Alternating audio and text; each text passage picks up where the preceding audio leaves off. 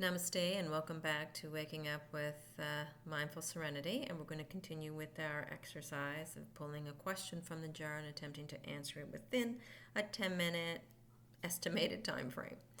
I may go over a little bit, hopefully not too much. And I have pulled a question from the jar. We'll start by taking a deep breath, just so ego gets out of the way. Wow, I'm going to have a hard time with this one. Okay.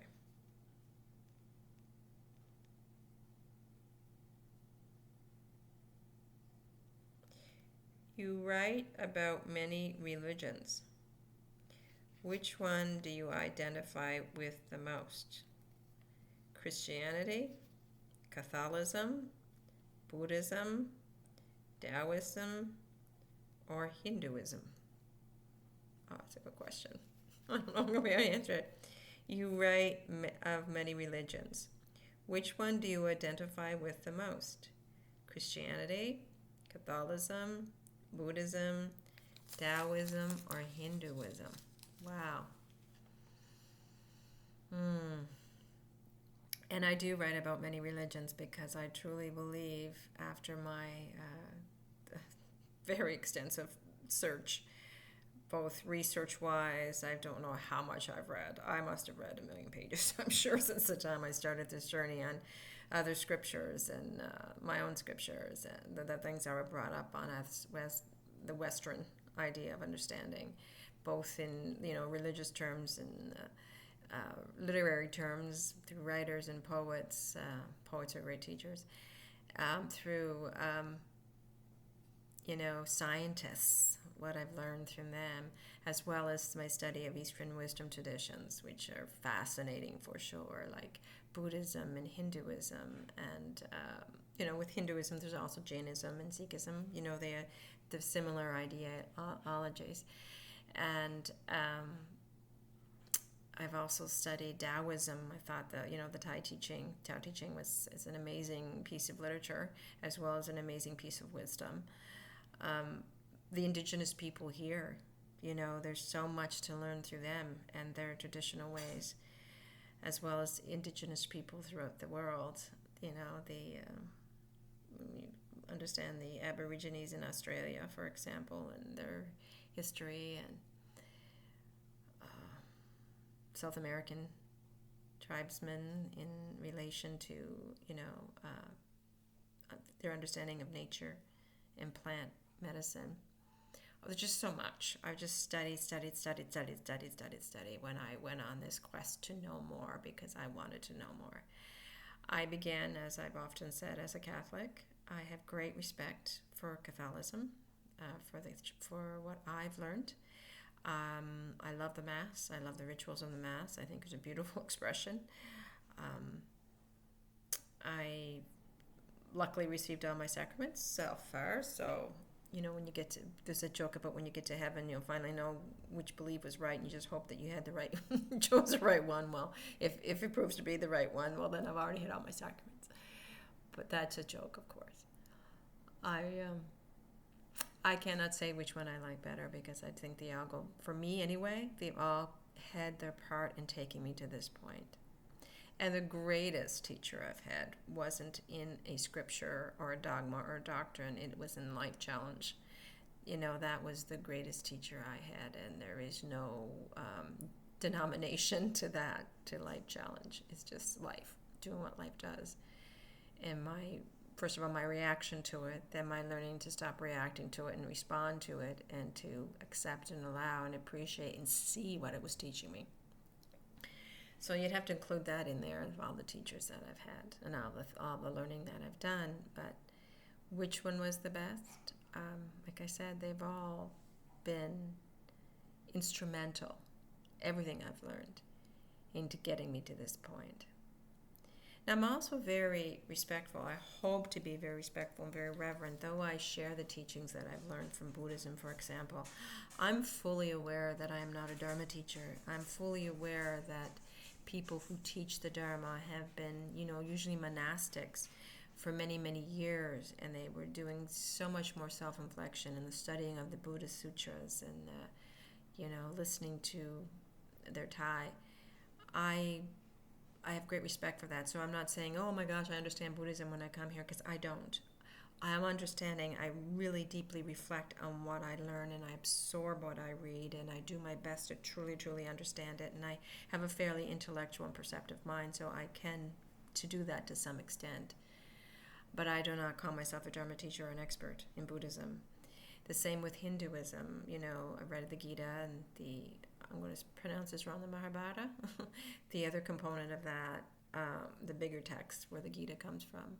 I've read many of the Upanishads that are written. I've read, the Vedas, the Rig Veda, the Hatha Pragadipita, the Vastistas. I'm not pronouncing probably correctly, but I read a lot of those texts as well because I think they're fascinating, and there's great wisdom in those as well. I've also studied the Tao, like I said, the Tao Te Ching. That was the only Taoist text I've read. I don't even know if there's any, but I've other ones, but I've done and really, really absorbed that. I went through several different translations of that because I believe that these ancient wisdom traditions, what is written, and a lot of it isn't written.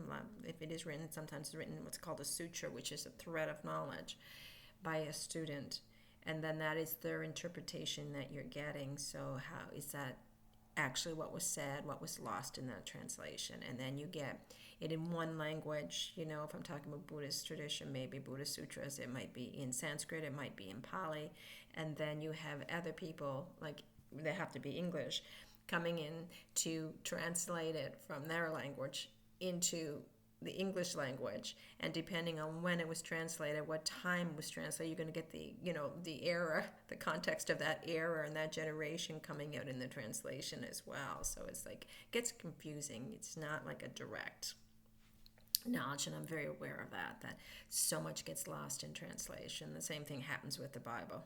I know I'm not one of those who interpret the Bible exactly what it said, because there's too many translations, too many interpretations, too many different languages, and too many different hands in on that. And we know that a large section of the Bible has been taken out by the Catholic Church, so we're missing that as well. So we're only getting a small section of what was originally written by the people that have actually known Jesus, or if we're going back to the Old Testament, even further.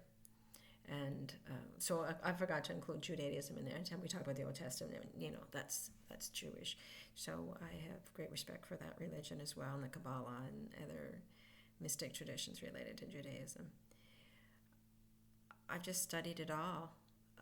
Personally, in school, I've had some studying. I've been to school for many years, but religion was more philosophy and psychology and nursing, of course, because I used to call myself a nurse. And then there was English lit, as well. So, but I didn't actually study religious study. I took one course when I went to a Catholic university, and we had to take either a theology course or religion course as part of our curriculum. And I took religious studies, East and West, and I never appreciated it as much as I would appreciate it now. I'd like to go back and take that course again, in other words, because I think that would be an amazingly interesting course. And I had an amazing professor who has seen it all and been to India, been all over the place, experiencing these different religions and different cultures from which the religions came. But I never took full advantage of it then. But I have studied on my own, and I'm much of an independent learner, very, very much in my education. I could prefer you to put me in a classroom. I may not do that well. You say, give me 10 books to read and 10 people to listen to, and say you can write this and write that, and I do much better because I'm an independent learner, and that's how I approached the understanding of these religions and these different dogmas and doctrines and the scriptures that I had the opportunity to read. And I like listening to other people who have read and understood them more than me. Like, for example, if I'm doing anything with Hinduism, it's an Indian culture that it comes from. So someone from India is definitely going to have a different interpretation and a different understanding of it than I could ever have as a Caucasian female from the West. And I also, when I look at these religions, realize in the generations that they were developed in, and I can see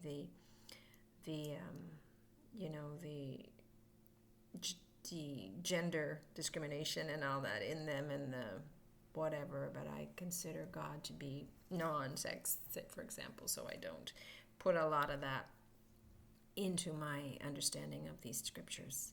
You know, he and she, they're all they to me. They're all one energy. That being said, and it was a ramble, I know. It's a good question because it got me thinking and get excited about this field of study that I've been doing, this self-discovery I've been doing through these scriptures.